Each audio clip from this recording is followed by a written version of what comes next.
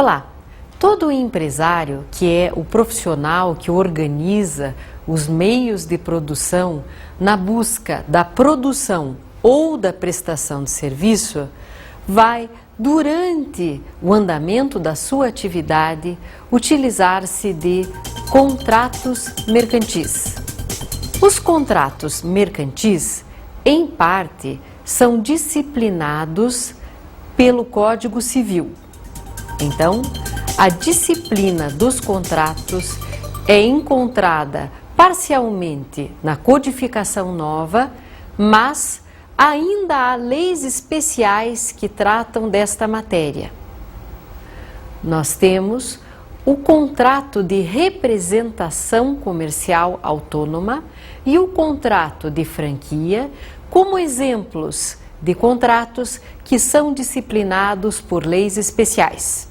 Por outro lado, temos contratos que não são disciplinados nem no Código Civil, nem em leis especiais, que fazem parte exclusivamente dos usos e costumes empresariais. Destaca-se, neste caso, o contrato de fatorização. Ao analisarmos os contratos mercantis, precisamos ter em mente a sua natureza e características. Vários contratos existem e serão utilizados pelo empresário na prática econômica, mas nem todos eles irão se enquadrar na categoria dos contratos mercantis. O empresário terá, por exemplo, contratos com os seus empregados, trabalhadores. Aí nós temos um contrato de trabalho, que é uma outra categoria. Também, quando o empresário contrata com a administração pública, trata-se de contrato administrativo, que não se enquadra na categoria dos contratos mercantis ou comerciais. Também, quando o empresário vende o seu produto ou serviço para um destinatário final, entramos na seara do direito do consumidor e lá temos uma disciplina peculiar ao que chamamos de contratos de consumo. Os contratos mercantis têm determinadas características que não desapareceram, mesmo se o atual Código Civil não traz um capítulo específico para os contratos mercantis. O Código Comercial de 1850, que foi recentemente revogado nesta parte pelo Código Civil Novo, tratava de forma específica dos contratos comerciais ou contratos mercantis, o que não mais acontece. No entanto, o fato do nosso Código atual não trazer um título ou um capítulo para os contratos comerciais não afastou a caracterização peculiar deste tipo de contrato, que continua subsistindo.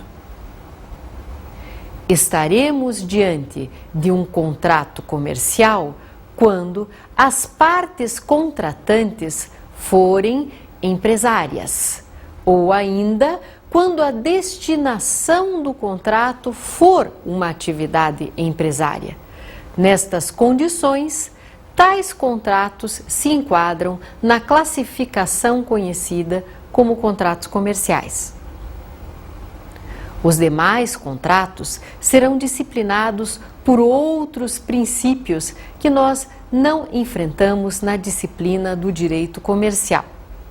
Ainda no campo das características, os contratos comerciais, ainda que disciplinados de forma homogênea com os chamados contratos civis, têm alguns princípios que colocam em destaque as suas principais peculiaridades. Estou fazendo referência ao princípio do informalismo. Os contratos comerciais não devem ser dotados das formalidades que são mais comumente exigíveis nos contratos civis, porque a atividade empresarial precisa ser dinâmica e não combina com formalismos. O cosmopolitismo dos contratos comerciais significa que a tendência de tais contratos é serem dinâmicos e envolverem relações jurídicas que podem ir além das fronteiras de um estado ou até mesmo de um país. Esta característica, que também é um princípio, está associado ao caráter de internacionalização dos contratos ligados às empresas. Todos sabemos que o comércio internacional está em destaque nos dias atuais e, ao se falar em comércio internacional, pressupomos relações jurídicas que irão além das fronteiras de um país soberano. Também é princípio aplicável aos contratos comerciais a possibilidade de utilização dos usos e costumes como fonte de direito.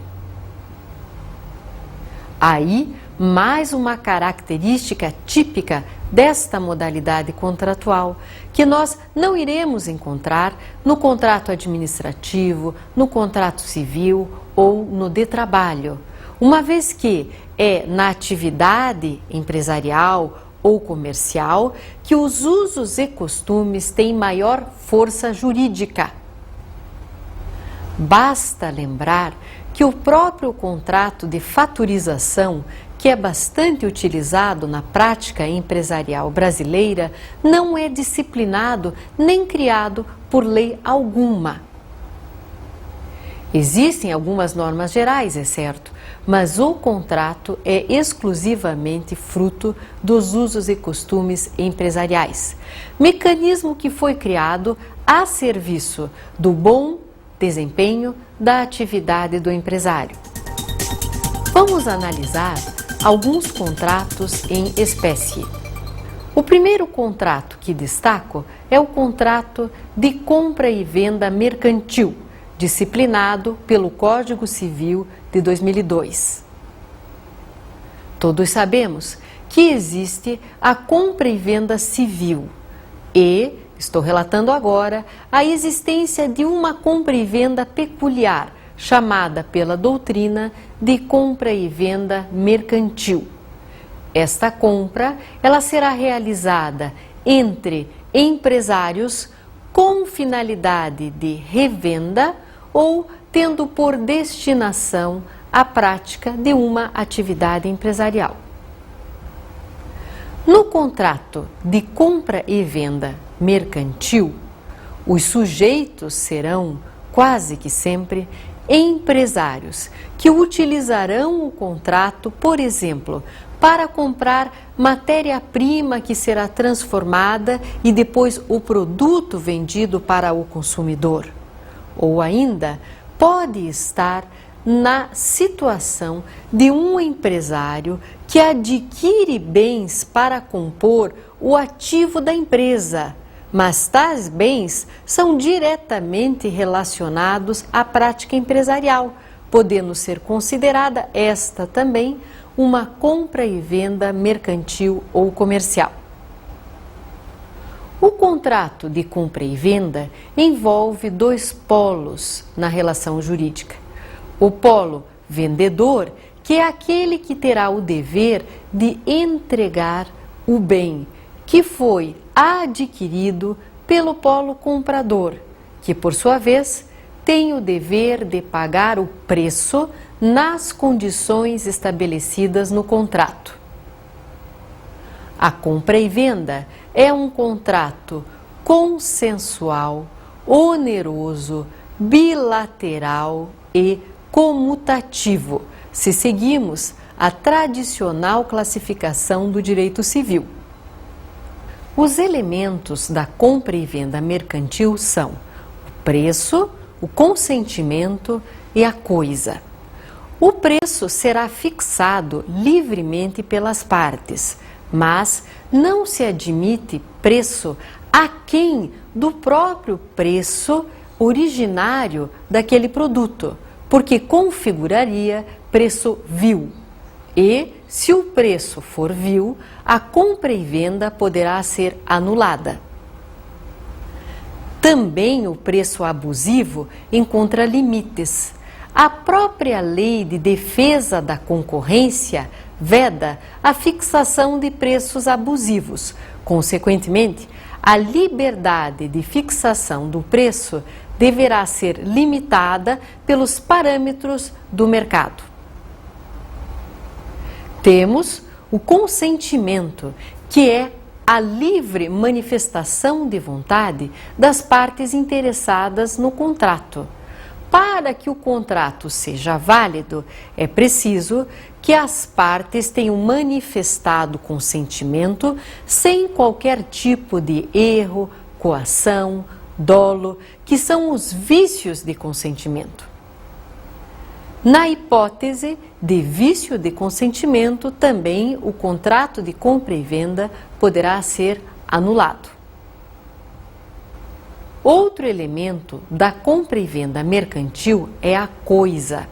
O conceito jurídico de coisa envolve móveis e semoventes. E para que seja um contrato de compra e venda, é preciso que o bem esteja disponível para a parte vendedora e seja um objeto não excluído do mercado. Se configuradas todas as condições, eu terei um contrato de compra e venda perfeito, que pressupõe sempre a fixação de um preço em moeda.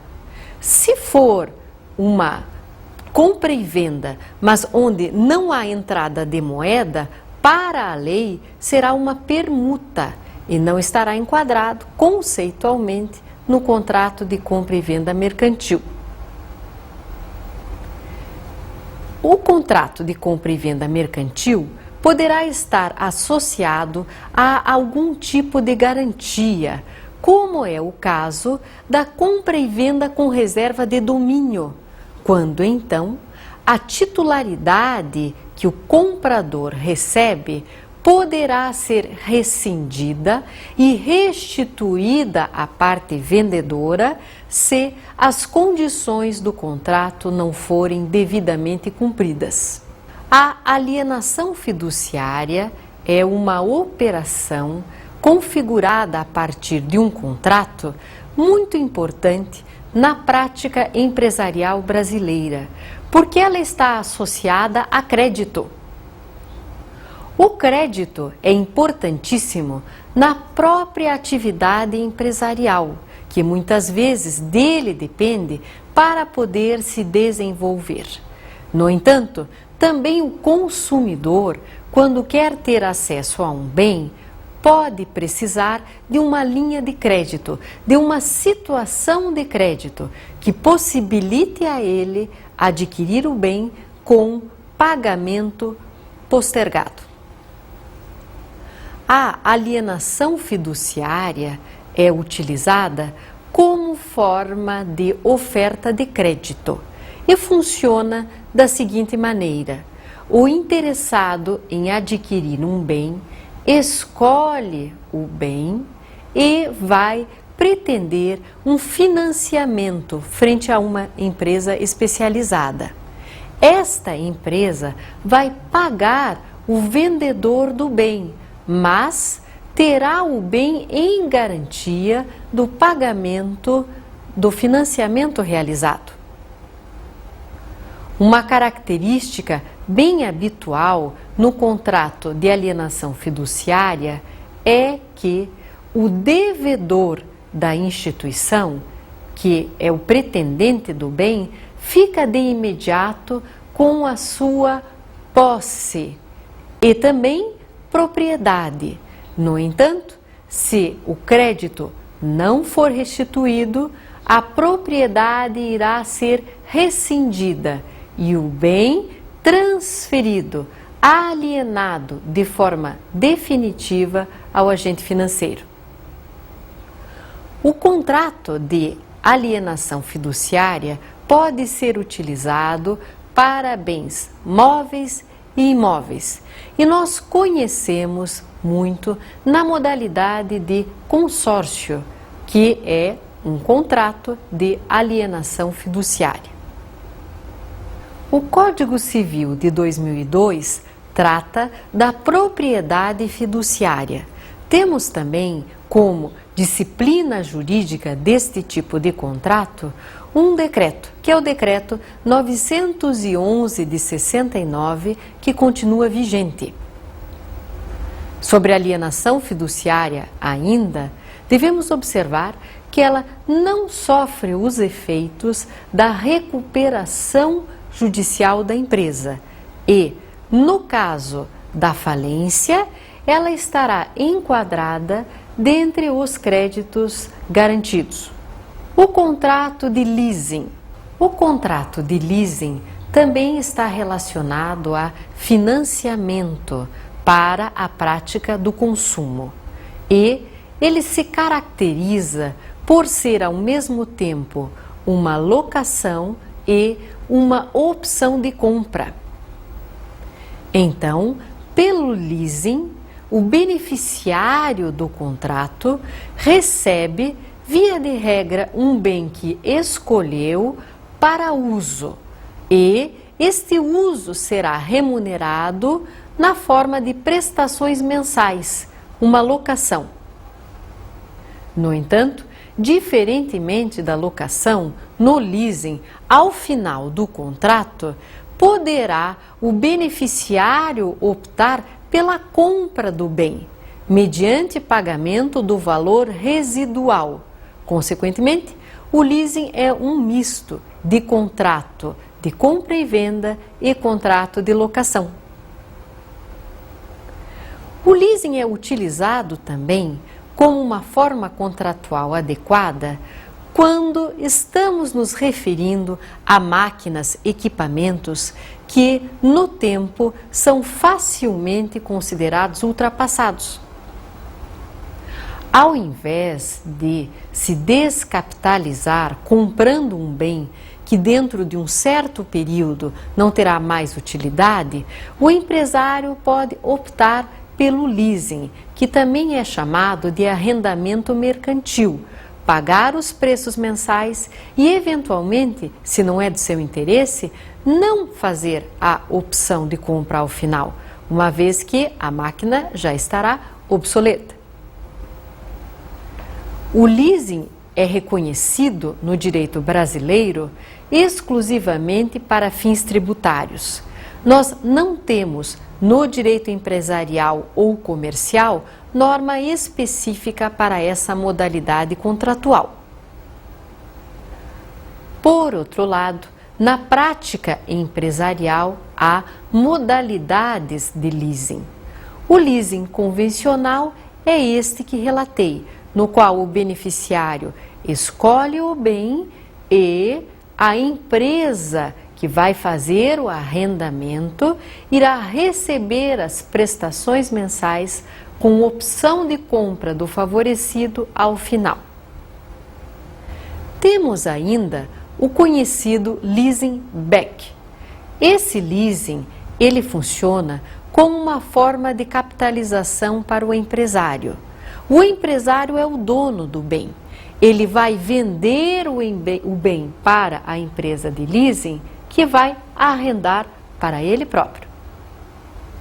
O empresário que se utiliza do leasing back não pretende ficar sem o bem, mas para se capitalizar usa esse tipo de contrato que é admitido no direito brasileiro como modalidade de leasing. Outro contrato em destaque na atualidade brasileira é o contrato de faturização.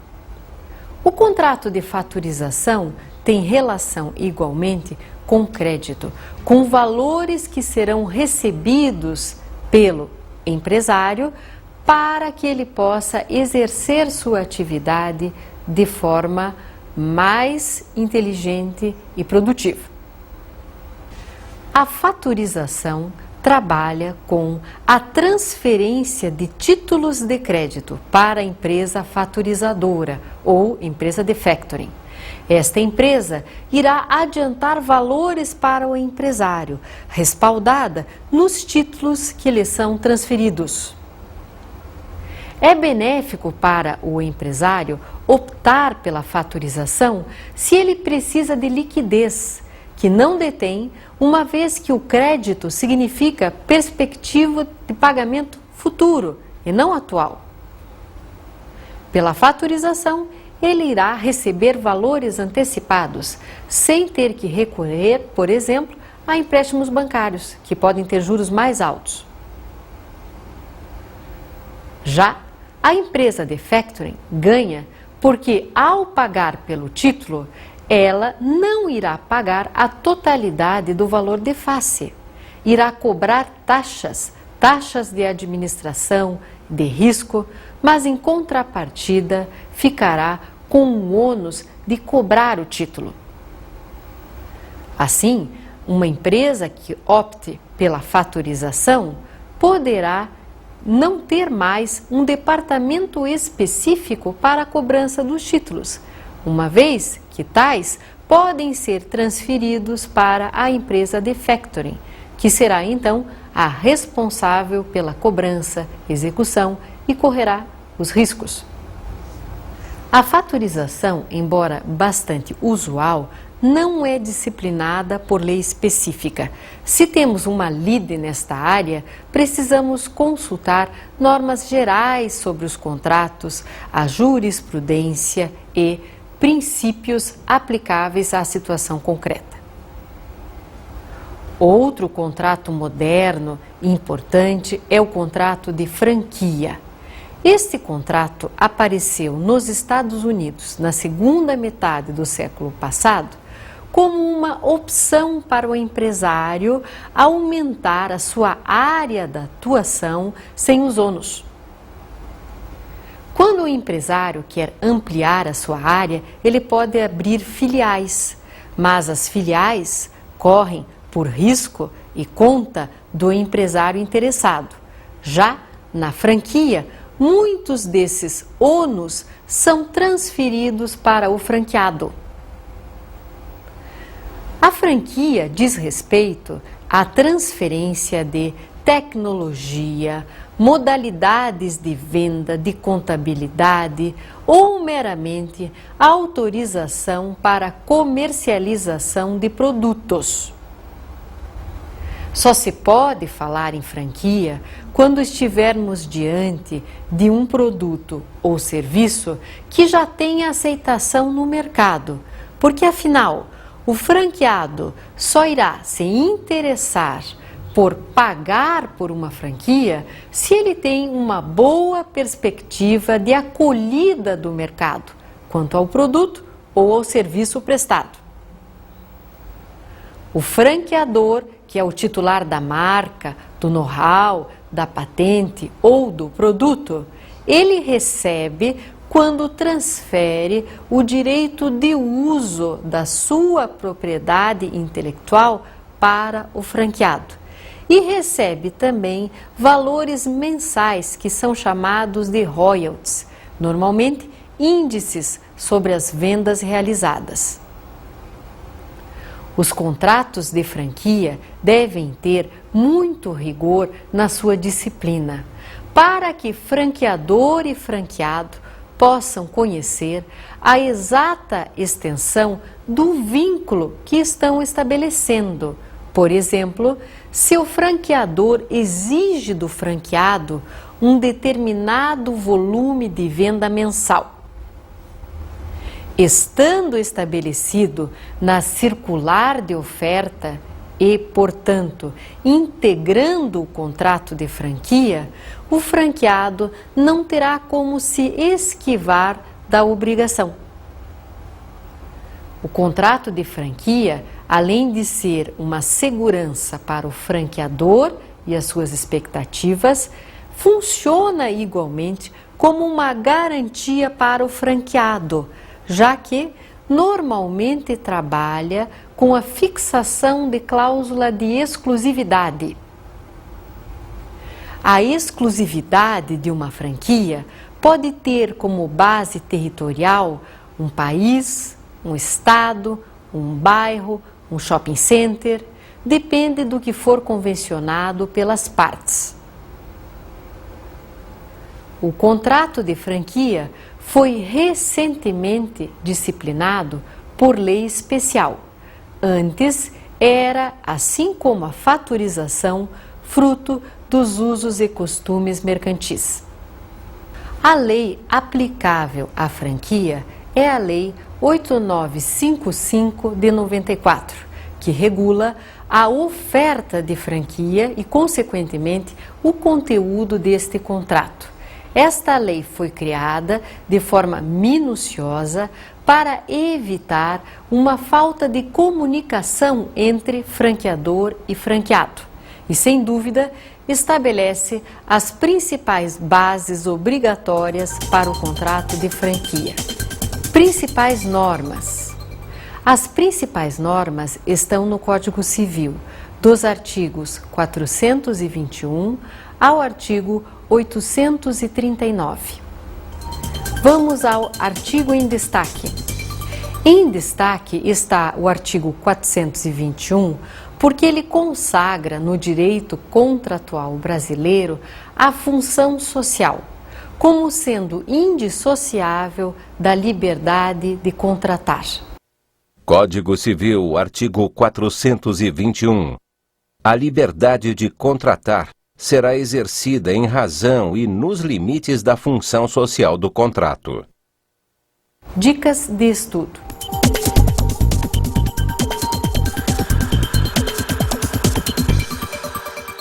A disciplina específica do contrato de franquia é interessante conhecer porque ela já traz todas as características desta frequente e importante modalidade contratual atual.